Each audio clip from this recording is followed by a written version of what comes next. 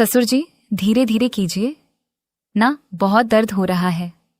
कहानी शुरू करने से पहले चैनल पर नए यहाँ तो लाइक एंड सब्सक्राइब जरूर कीजिएगा। बने रहिए वीडियो के एंड तक और मजा लीजिए।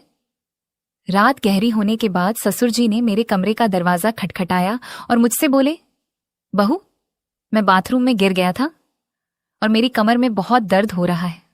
अगर तुम थोड़ी मालिश कर देती तो शायद मुझे थोड़ा आराम मिल जाता। मैंने उन्हें अपने बिस्तर पर लेटा लिया और धीरे धीरे उनकी कमर की मालिश करने लगी।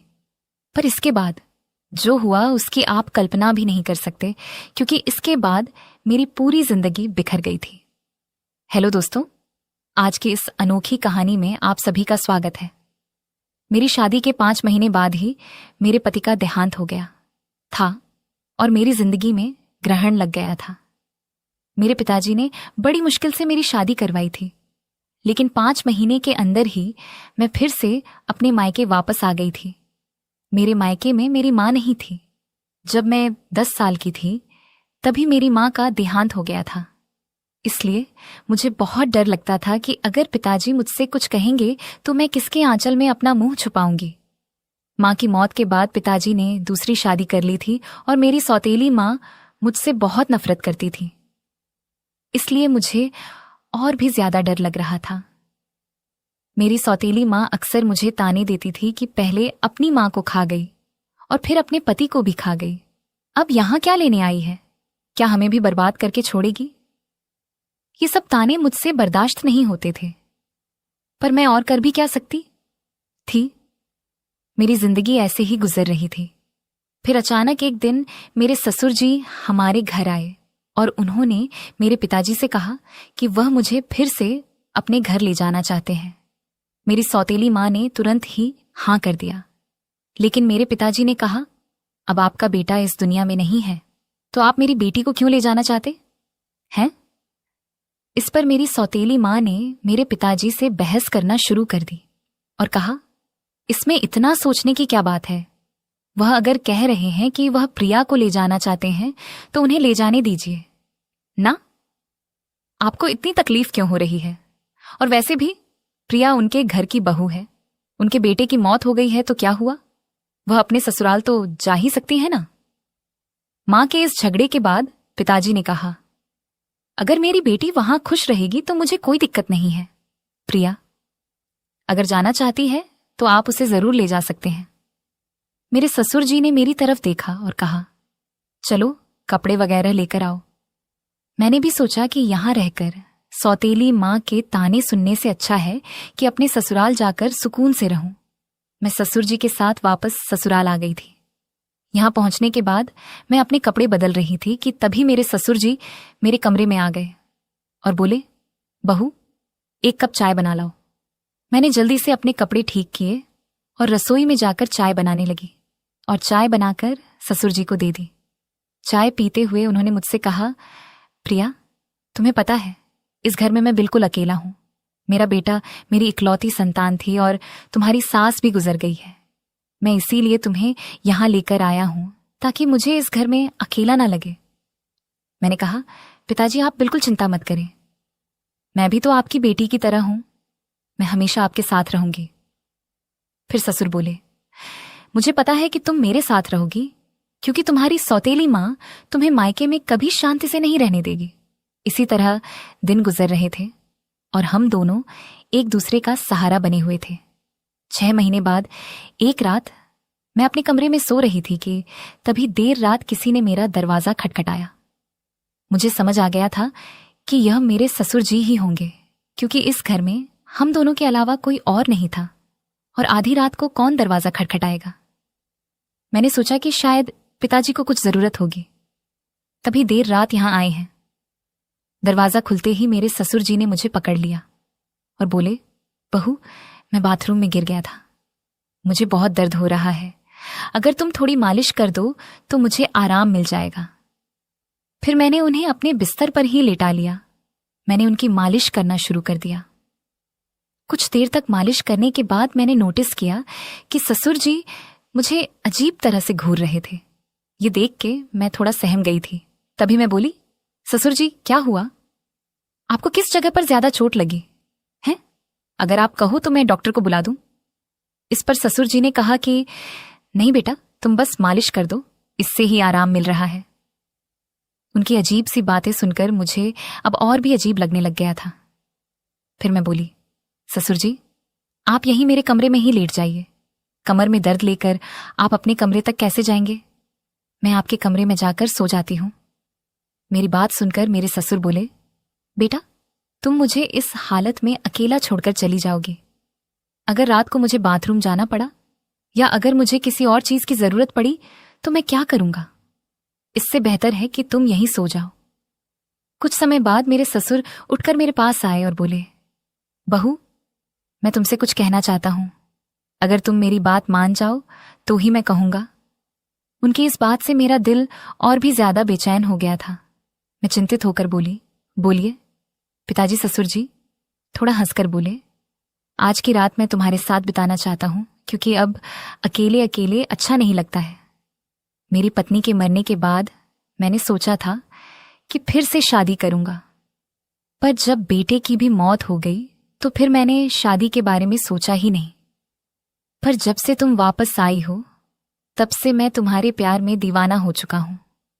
उनकी ये सारी बातें सुनकर मुझे बहुत असहज महसूस हुआ, लेकिन उनकी बात का विरोध करने की हिम्मत नहीं हुई। मैं अपने कमरे में ही सोफे पर लेट गई, लेकिन मुझे नींद नहीं आ रही थी क्योंकि मुझे बहुत डर लग रहा था। ससुर जी ने मुझसे कहा, बहू, मुझे लगता है मैंने तुमसे कुछ गलत नहीं कहा। मैं चाहता हूं कि तुम मुझसे शादी कर लो ताकि हमारे रिश्ते को कोई गंदा नाम ना दे। तभी मैं हक्का बक्का होकर बोली, ससुर जी, आप ये सब क्या कर रहे हैं? आप मेरे ससुर हो। ससुर का दर्जा पिता के समान होता है और आप मुझसे शादी की बात कर रहे हो। आप बोलने से पहले एक बार सोच तो लो कि आप क्या क्या बोले जा रहे हैं हो। तभी मेरे ससुर बोले, देखो बहू, मैं मानता हूं कि मैं कभी तुम्हारा ससुर था, लेकिन तुम्हारे पति को मरे हुए अब 1 साल हो चुका है। जब मेरा बेटा ही नहीं रहा तो हमारे बीच में ससुर और बहू का रिश्ता कहां बचा है? मैं भी अकेला हूं और तुम भी अकेली हो। हम पति पत्नी बनकर जिंदगी भर एक दूसरे का साथ दे सकते हैं। उनकी यह बातें सुनकर मेरा मन विचलित हो गया था। मैं आगे और कुछ भी नहीं बोल पाई। एक और सौतेली मां के अत्याचार और दूसरी तरफ ससुर जी का यह अजीब व्यवहार। मैं तो इन दोनों के बीच ही फंस गई थी। जैसे तैसे रात बीती और अगली सुबह मैं अपने ससुर जी की बातों पर सोच विचार करने लग गई।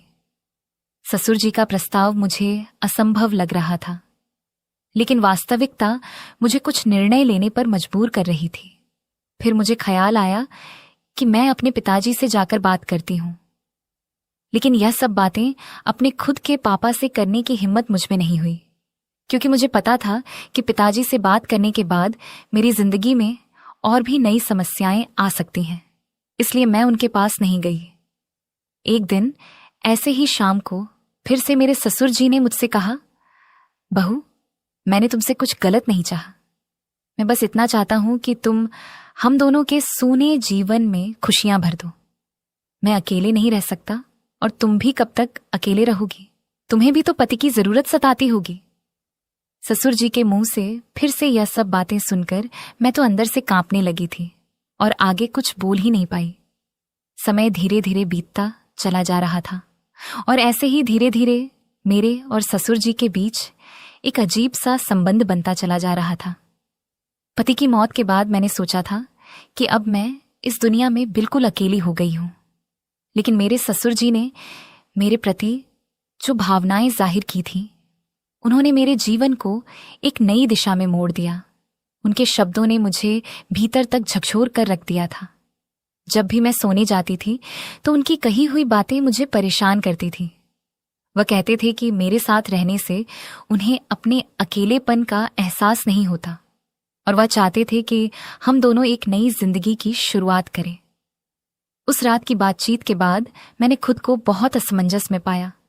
मेरे मन में कई सवाल उठ रहे थे कि क्या यह करना सही होगा?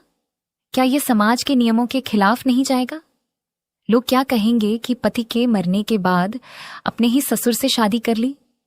लेकिन कहीं ना कहीं मेरे दिल में यह बात भी थी कि शायद सच में मेरे ससुर अकेलेपन से जूझ रहे हैं। मैंने बहुत सोच विचार के बाद उनसे बात करने का फैसला किया। एक रात मैंने ससुर जी के दरवाजे की कुंडी खटखटाई। उन्होंने दरवाजा खोला और मुझे देखकर थोड़ा हैरान हुए। मैं उनके कमरे में गई और बोली, ससुर जी, मैं आपसे एक बहुत जरूरी बात करना चाहती हूं।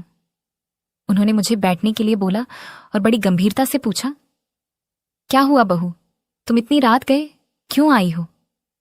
मैं थोड़ी हिम्मत जुटाते हुए बोली, ससुर जी, मैंने आपके प्रस्ताव के बारे में बहुत सोचा है।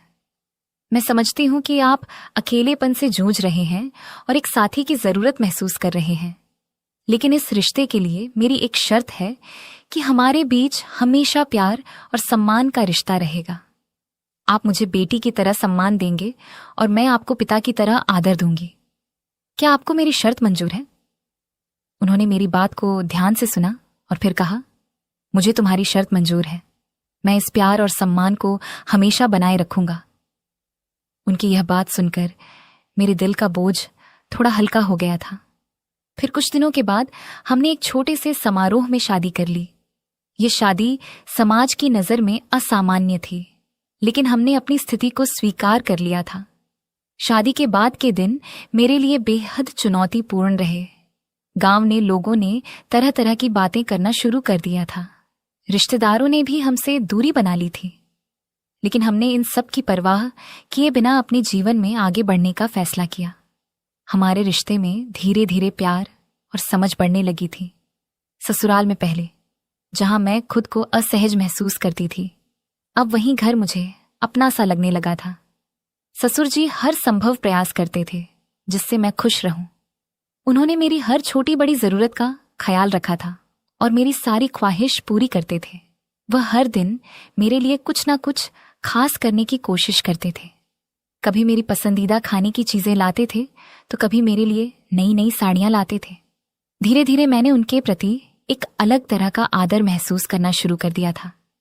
हम दोनों ने मिलकर एक नई जिंदगी की शुरुआत की थी। ससुर जी अब मेरे जीवन का एक अभिन्न हिस्सा बन चुके थे और अब हमारे बीच का रिश्ता सिर्फ ससुर और बहू का नहीं रहा, बल्कि अब हम दो जिस्म और एक जान हो चुके थे। उन्होंने मेरी बंजर जिंदगी में बरसात की थी। उन्होंने मुझे फिर से हंसना सिखाया था, जीवन को एक नए नजरिए से देखना सिखाया था। शादी के कुछ महीनों बाद मैंने महसूस किया कि हमारे बीच का ये नया रिश्ता मुझे एक नई दिशा दे रहा है। हम दोनों ने साथ मिलकर कई मुश्किलों का सामना किया और हर बार एक दूसरे का साथ दिया। ससुर जी के साथ मेरे इस नए रिश्ते ने मुझे जीवन के कई नए पहलू दिखाए थे। यही थी मेरी कहानी। और हाँ, चैनल को सब्सक्राइब करना ना भूलिएगा। Thank you.